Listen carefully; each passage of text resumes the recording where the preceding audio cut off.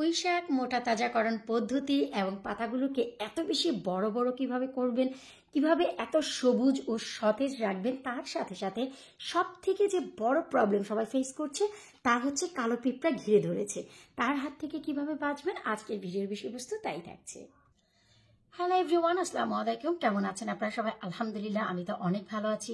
ভাইরে ভাই, আমিনা বুড়িকে আমি এত বেশি ভয় পাই যে নামাজ শেষ করেই দেখেন আমি আপনাদের জন্য ভিডিও নিয়ে বসেছি। কি করব, আমিনা বুড়ি ভিডিও করতে দেয় না, আরও কি কি সর্বনাশ করে সব আপনাদের সাথে শেয়ার করব। অনেকেই জানতে চেয়েছেন যে আপু, আমাদের গাছের পুঁইশাকের পাতাগুলো এতটা মোটা মোটা হচ্ছে না এবং ডগা পাতাগুলো চিকন চিকন থাকছে, গাছের পাতার রঙও সবুজ হচ্ছে না, তাছাড়া কালো পিঁপড়ায় একেবারে বাসা বেঁধেছে, তার জন্য কি করব এই জানতে চেয়ে অনেকেই আপনারা প্রশ্ন করেছেন। তো আজকের ভিডিওতে থাকছে কালো পিঁপড়ার হাত থেকে কিভাবে আপনারা পুঁইশাককে বাঁচাবেন এবং তার সাথে সাথে থাকছে কিভাবে এত মোটা তাজা করবেন। আর পুঁইশাক গাছে কিন্তু সব ধরনের খাদ্য দিতে হয় না, কেন দিতে হয় না, সবকিছুই থাকছে আজকের এই ভিডিওতে। সবার আগে আমি আমার পুঁইশাক গাছটি দেখাচ্ছি। আপনাদের নিশ্চয় মনে আছে এই সেই পট, যে পটে আমি এবার কম্বাইন কালার করব লাল এবং সবুজ ডগার পুঁইশাক। এখানে আমি 3টি লাল ডগার পুঁইশাক দিয়েছি এবং একটি সাইড জায়গা খালি রেখেছি সবুজ দেওয়ার জন্য। এবং প্রিভিয়াস 3টি ভিডিওতে আমি অলরেডি দেখিয়েছি আমি কি কি খাদ্য দিই গাছে মোটা তাজা করার জন্য, পাতাগুলো এতটাই সবুজ বানানোর জন্য। আপনাদের যাদের প্রয়োজন হবে প্লিজ ভিডিওগুলো একবার দেখে আসবেন। আমি একই ভিডিওতে বারবার বললে ভিডিওগুলো বড় হয়ে যায়, তাই আমি এক্সপ্লেন করতে চাচ্ছি না। আমি এই ভিডিওর নিচে লিঙ্কগুলো দিয়ে দিব, আপনারা দেখে নেবেন। আর হচ্ছে আরও একটি কথা, আমিনা বুড়িকে এই সামারের জন্য সেল করব। সেল কার কার প্রয়োজন আছে গাছের যত্ন করা, পানি দেয়া, ওকে নিয়ে যাবেন। এই যে দেখেন প্রতিদিনই সে একটি একটি করে পাতা ছিঁড়ছে। এই যে দেখেন কত চমৎকার পাতাটি সে ছিঁড়েছে, এত বড়। সে প্র্যাকটিস করে যে পাতাটি ছিঁড়ে নাকি। তো যাই হোক, এই যে দেখতে পাচ্ছেন যে আমার গাছের পুঁইশাকগুলো কত বেশি মোটা তাজা এবং কত বড় বড় পাতা। এই যে দেখুন, কোনো প্রকারের পোকামাকড় কিন্তু ধরেনি।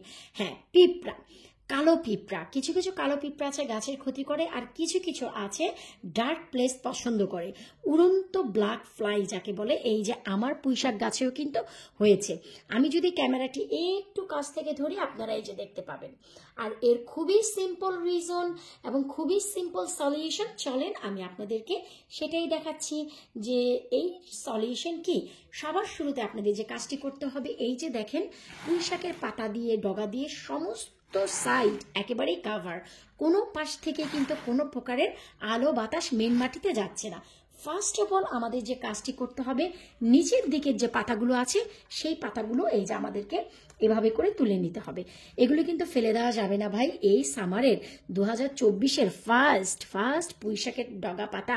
তো শুরুতেই আমরা নিচের দিকের পাতাগুলো একটু এভাবে করে ছিঁড়ে নেব। আপনারা যদি চান তাহলে আপনারা সিজার ব্যবহার করতে পারেন, আমি হাত দিয়ে কেটে নিচ্ছি।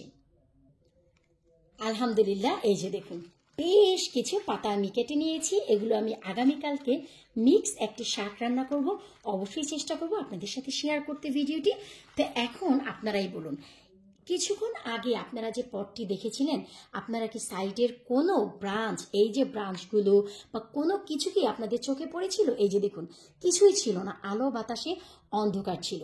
সো কালো উড়ন্ত পিঁপড়া আছে যেগুলো আমার এই যে দেখুন গাছে, এগুলো হচ্ছে উড়ন্ত পিঁপড়াগুলো। এই যে আমি দেখাচ্ছি, এই যে দেখুন, আপনারা যদি একটু নোটিস করেন আপনারা কিন্তু এই যে দেখতে পাবেন উড়ন্ত ফ্লাই। এগুলো হচ্ছে ডার্ক প্লেস পছন্দ করে, যেখানে আলো বাতাস নেই সেই জিনিসটি খুবই বেশি পছন্দ করে। সো এই যে পাতাগুলো আমি এই সময় ছাঁটাই বাছাই করে দিলাম। এখন কি হবে, এখন এই পিঁপড়াগুলো অবভিয়াসলি চলে যাবে, আর না গেলেও আমরা এমন পদ্ধতি অবলম্বন করব বাপ বাপ করে চলে যাবে। সো সবার শুরুতে আমরা কি করব নিশ্চয়ই আপনাদের মনে আছে, গাছের যত্নের ভিতরে যে জিনিসটি শুরুতেই আসে সেটা হচ্ছে এই যে এয়ার সার্কুলেশনের জন্য মাটিগুলোকে একটু এভাবে আলতো করে দিতে হবে। আর এই যে দেখুন মাটিগুলো কত বেশি শুকনো ড্রাই আছে, তাহলে ঘরে থাকা গাছগুলোকে কতটুকু পানি আপনাদের দিতে হবে নিশ্চয়ই আপনারা খুব ভালো করে বুঝে গেছেন। এই যে দেখুন, এই যে এভাবে আলতো করে দিলে এয়ার সার্কুলেশন ভালো হবে। এখন আমরা এতে একটি খাদ্য ব্যবহার করব শুরুতেই। এখন আমি আর তেমন কিছুই ব্যবহার করছি না, এখন ব্যবহার করছি সালফার ম্যাগনেসিয়াম। এই সালফার ম্যাগনেসিয়াম আপনারা কোথায় পাবেন, পেয়ে যাবেন অ্যাপসম সল্টে। এটা দেওয়ার কারণ হচ্ছে গাছ থেকে অধিক মাত্রার পাতা আমি কেটে নিয়েছি। যদি কোনো পাতা বা ডগায় আঘাতপ্রাপ্ত হয় তাহলে অতিরিক্ত আর পোকামাকড় বা ফাঙ্গাস মোটেও হবে না।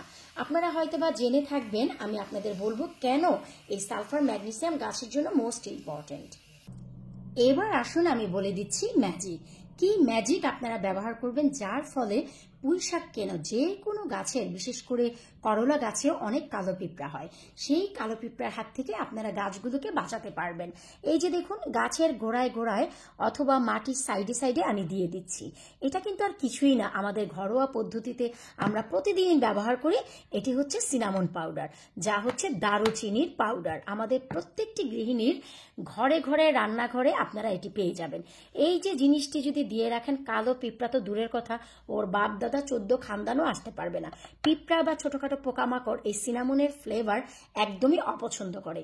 তাই কিন্তু আমি আমার লকারগুলোতে কাপড় যেখানে রাখি সেখানে ছোট ছোট বক্সে আমি সিনামন পাউডার রেখে দিই। এতে করে চমৎকার ফ্লেভারও থাকে আর কোনো প্রকারের পোকামাকড় তো আসেই না। এই যে দেখেন, ঠিক এভাবেই ছড়িয়ে ছিটিয়ে রাখবেন।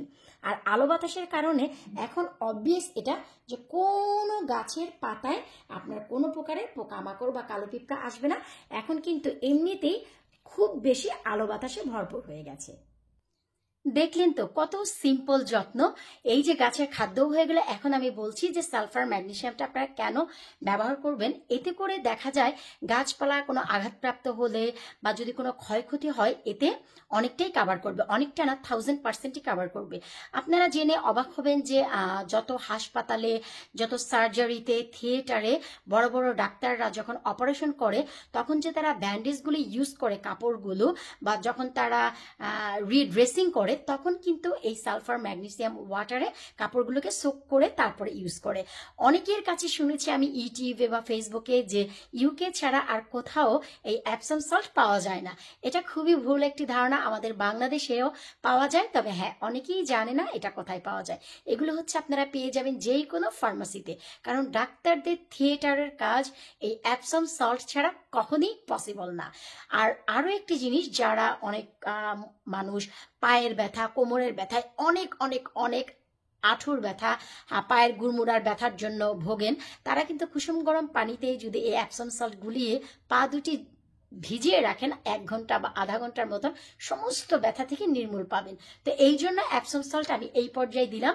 আর হচ্ছে সব ধরনের খাদ্য কিন্তু আপনারা পুঁইশাকে দিতে পারবেন না, বিশেষ করে পটাশিয়াম তো একেবারেই না। আমরা এই সারা সামার ভরে শুধু ডগা পাতা খেতে চাই, কোনো বীজ আমরা চাই না। যারা বীজ করতে চান, বীজ বানাতে চান, সেটা আলাদা কথা। সো পটাশিয়ামযুক্ত খাবার থেকে পুঁইশাককে বরাবরই দূরে রাখতে হবে। চেষ্টা থাকতে হবে নাইট্রোজেন জাতীয় খাবার এবং এই সালফার ম্যাগনেসিয়াম জাতীয় জিনিসগুলো। এতে করে গাছের রোগ মুক্তি থেকে মুক্তি পাবে আর গাছের ডগা পাতাগুলো অনেক মোটা তাজা অনেক হবে। দেখেন তো লাল ডগার পুঁইশাক হলেও আমার পাতাগুলো কতটা সবুজ। সো আশা রাখছি আপনারা বুঝতেই পারছেন আমি কিভাবে পুঁইশাকের যত্ন ডে বাই ডে করছি এবং আপনাদের সাথে ভিডিও শেয়ার করছি।